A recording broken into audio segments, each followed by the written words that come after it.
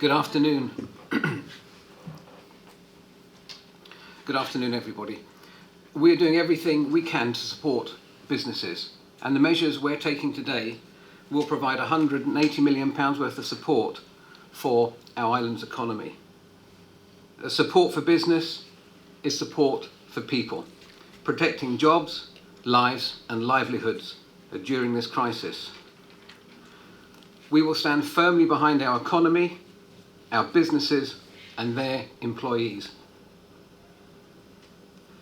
The package of support includes £50 million in a New Jersey disruption loan guarantee scheme to provide government guaranteed bank lending and overdrafts to businesses.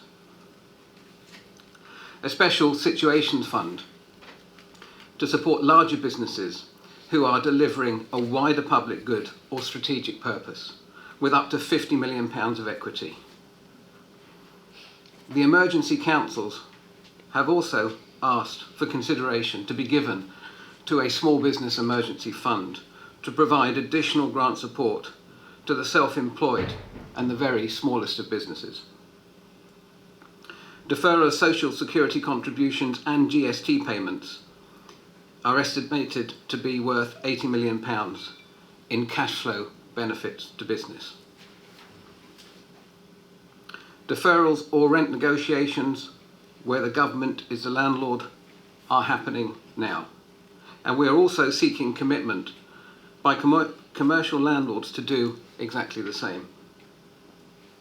We have asked utility companies to work alongside government by giving customers flexibility in their payment terms, including payment deferrals.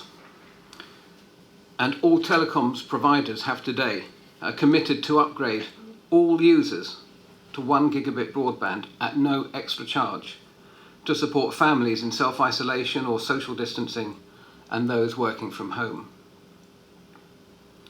The measures announced today reflect the gravity of the situation and determination of government to provide political, financial and practical support to islanders. And we are working on further proposals. We are facing economic challenges that we have not faced since the occupation. And given the changing nature of the crisis, many businesses and their employees do not know what is going to happen from one day to another. But we have a robust economy and we have secure public finances. Support for business is support for people. I would like to especially thank the Chamber of Commerce for their help and guidance, and the Institute of Directors, the Jersey Hospitality Association, and members of other large businesses, together with the advisors and officials who have been working around the clock to deliver some of these solutions. I would also like to thank my state's colleagues and other ministers. My advice to islanders is to exercise good common sense, to follow the most up-to-date health advice, and within those guidelines, to please support your local economy as much as you possibly can. Thank you.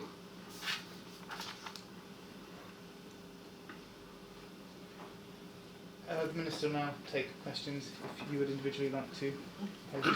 Where is this money coming from? The money will be coming from our reserves. So we're talking about the rainy day fund? So we're talking about consolidated reserves and possibly the strategic reserve.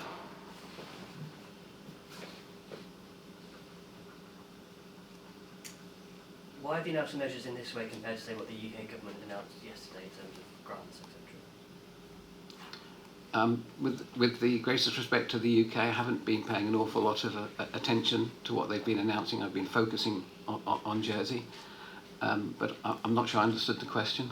Just wanted a comparison to why you've gone down this certain way in terms of a loan scheme, for example, rather than, say, grants, for example. Well, we're looking at both. We're looking at both. I mean, we have, for example, put in place immediate cash flow benefits in the terms of social security and GST deferments. That's happening right now across the board. and we're putting in loan guarantee schemes, and we're also looking at a grant scheme for the very smallest of businesses. So we think we've got most bases covered. You talk about small businesses and the emergency councils wanting more support for small businesses. Will that money for them come out of this, 50 plus 80 million?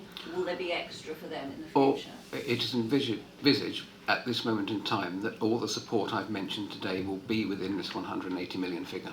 But if more's needed, then clearly If more's needed, we'll be prepared to do more. And as I said, we're working on further support, but of course, as you know, events are changing very quickly. And I think it's important that we pace our support, because not only do we have to see ourselves into the crisis, we have to see ourselves through the crisis, and then I would like to see some support in stimulating the economy when we come out of the other side. So you need to keep some money saved, if you like. I think we're very fortunate.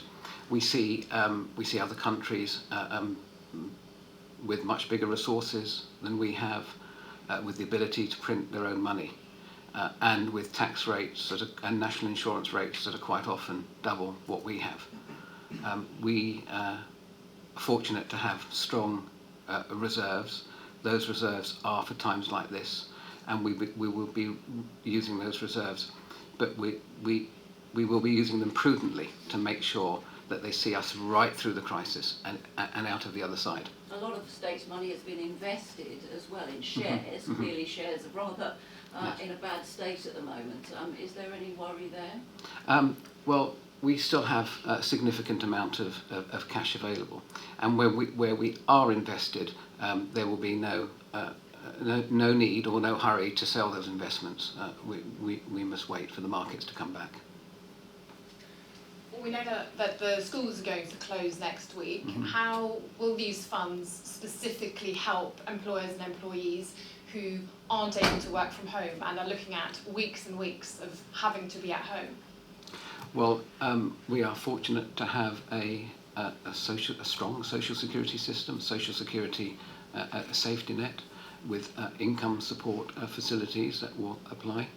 The Social Security Minister and her team are working now as to how that support might be enhanced. Can I just double check, sorry if you mentioned it in your opening statement, in terms of the divide of the actual money, because it says in the statement about the 50 million, the 50 million for the disruption loan guarantee scheme and the special situations fund, and how does it relate to the announcements you made last week as well, just so we know exactly where money's going?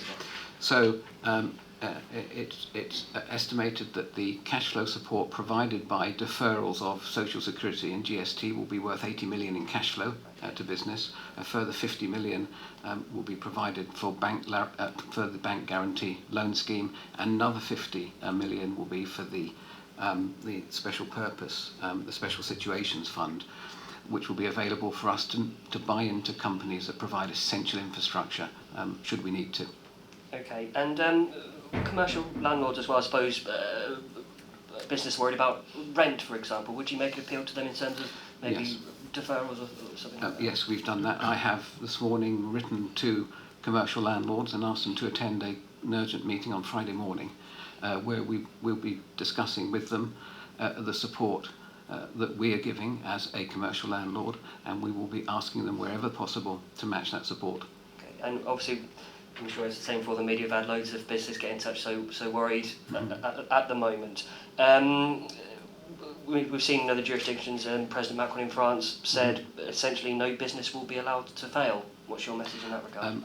My main aspiration is not to lose a single business on our watch right now. We want to get every single business through this crisis that we possibly can, and that is our aim.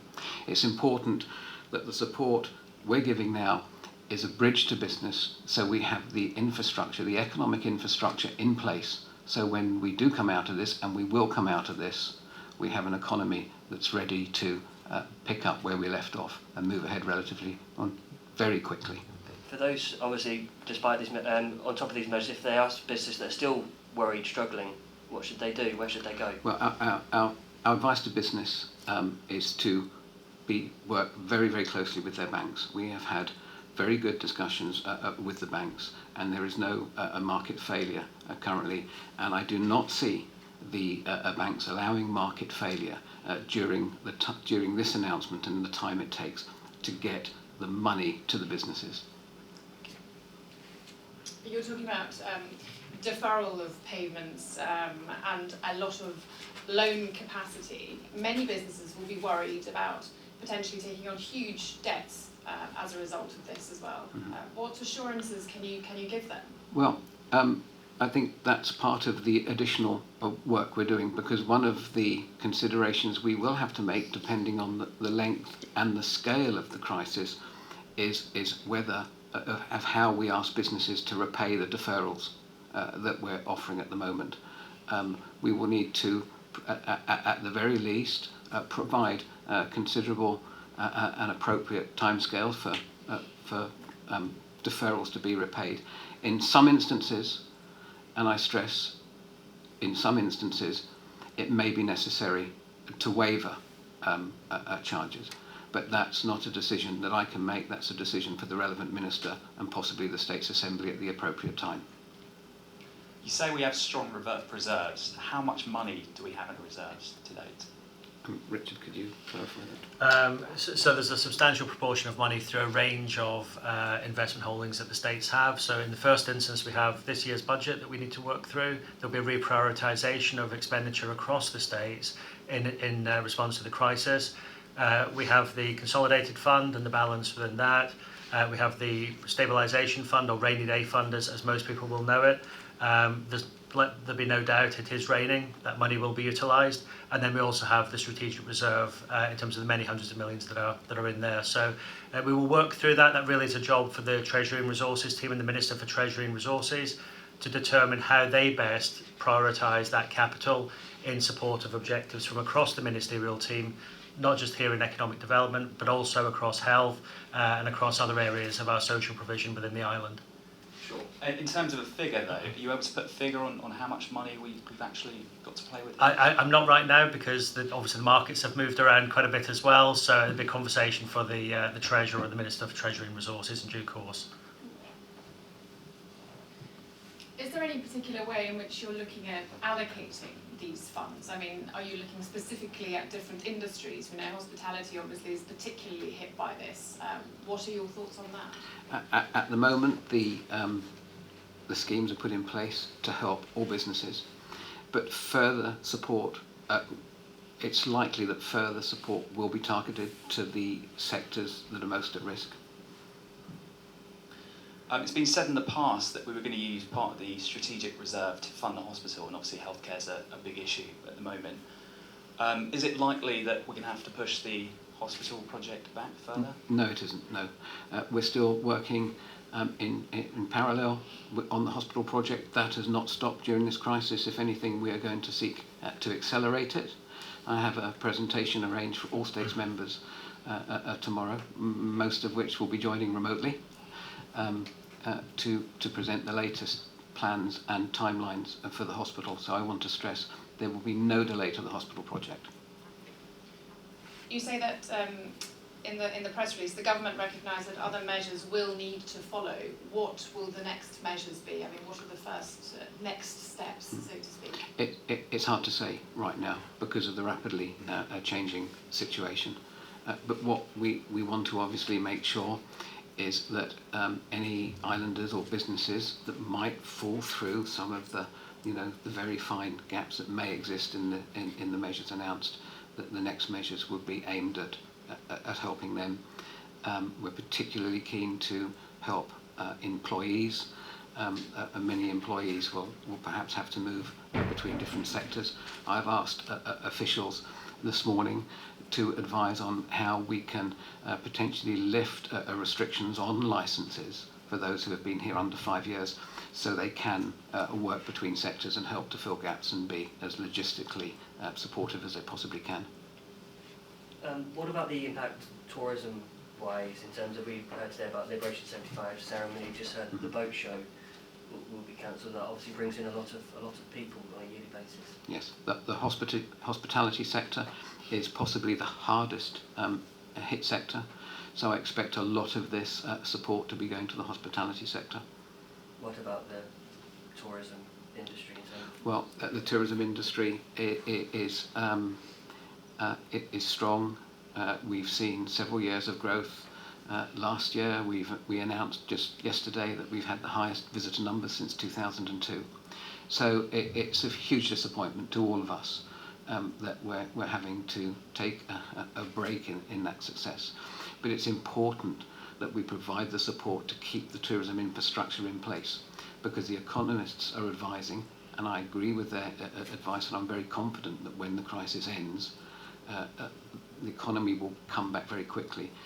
Previous events has shown that economies do recover very quickly, and it's absolutely essential that our tourism infrastructure, as well as the rest of our economic infrastructure, is well placed to deal with that. I would not like to see us losing hotels during this crisis. What about the implementation period? I mean, businesses, from the ones I've spoken to, are getting more desperate by the day. How quickly will these funds and solutions be available to people? Yes, I understand that some businesses are in trouble right now. Some businesses will struggle to meet their payroll this week, the end of the month. Some of the measures have kicked in already with the deferral of Social Security and GST payments. The other measures will probably take a couple of weeks to finalise the detail. There is some legal process we have to follow. For example, the release of monies from the reserves will have to be approved by the states, and the Treasury Minister will be taking that to the states urgently. We have a sitting next Tuesday where I hope this will be approved by the states then. Meanwhile, the banks are working with government officials to put in place a fast-track application scheme. But in the meantime, banks have stressed that they will be working to support their customers during the period, and it's highly unlikely that we will see any business failure during the interim period. The government press release released earlier touched on the supply chain with the UK. Obviously, we could see ports hit by this in the UK.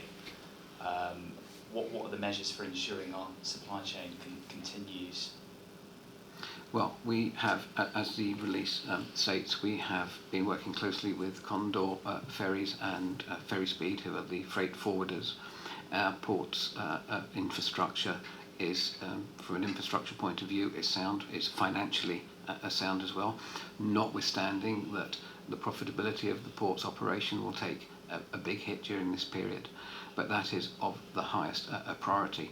Now, unfortunately, a huge amount of work had been already done on this as a result of the Brexit situation, so we are very well prepared on the freight front. Obviously, ports in the UK it's a very labour-intensive operation, and as the very nature of the virus outbreak, there's going to be labour shortages. Is that something you've been talking to the colleagues in the UK about? Yes, it is. The UK government recognises the absolute urgency of keeping the Channel Islands supplied with food and essentials, and have treated it all through the Brexit process, and are treating it now as an absolute priority, with reserve solutions in place should there be shortages at some of the ports we use at the moment. Can you able to say what those might be at all? Not at this stage, no. I think the listener has time for 2 more questions, if anyone has any. If not, we'll wrap up. Can I finish just by reiterating advice to islanders to please support your local economy as much as you possibly can to help each other. Can I thank the media for their continued support as well as my colleagues. Thank you.